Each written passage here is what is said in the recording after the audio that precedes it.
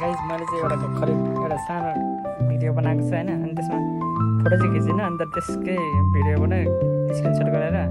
अनि मैले गुगलमा चाहिँ अब गएर सोध्छु कि कृष्णको जस्तै फोटो बनाइदियो भनेर। गुगलले के